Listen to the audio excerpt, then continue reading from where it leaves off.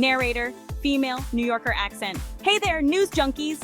Today we're diving into some high-stakes international drama. President Biden is turning up the heat on Israeli Prime Minister Benjamin Netanyahu to reach a ceasefire deal with Hamas. So what's next in this geopolitical thriller?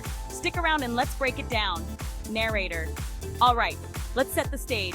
After days of intense fighting between Israel and Hamas, Biden's administration is in the hot seat. They're facing mounting pressure from international allies and Congress to step in and bring about a ceasefire. No biggie, right? Just solving a decades-long conflict. Narrator.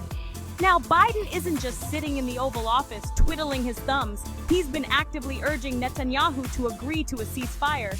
But here's the kicker. Netanyahu's not exactly rolling out the red carpet for this idea.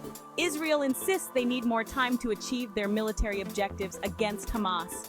They argue that Hamas's rocket attacks on civilians justify their military response, and they want guarantees that Hamas will be disarmed. Speaker 1. Male, Californian accent. Israel's like, hey, we're just trying to protect our citizens here.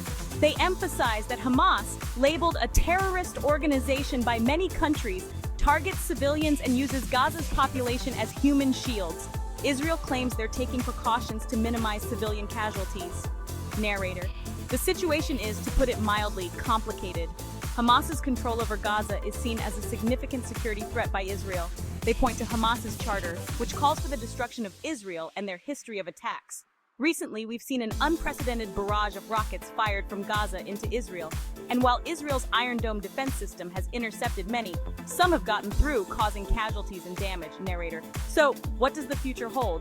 Despite international calls for a ceasefire, the situation remains volatile. The underlying issues, land disputes, security concerns, political aspirations, are still there. Diplomatic efforts are ongoing, but progress is slow. Speaker 1. It's like trying to untangle your headphones after they've been in your pocket all day. Frustrating, right? Narrator. The Biden administration's involvement shows a renewed focus on the Israeli-Palestinian conflict. But will it lead to a breakthrough? Only time will tell. Meanwhile, the human cost continues to mount, with both Israelis and Palestinians experiencing loss and suffering. Narrator.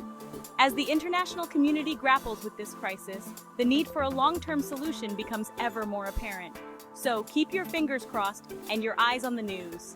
This story is far from over. Narrator. All right, that wraps up today's update. If you liked this video, don't forget to hit that like button and subscribe for more news breakdowns. Catch you next time.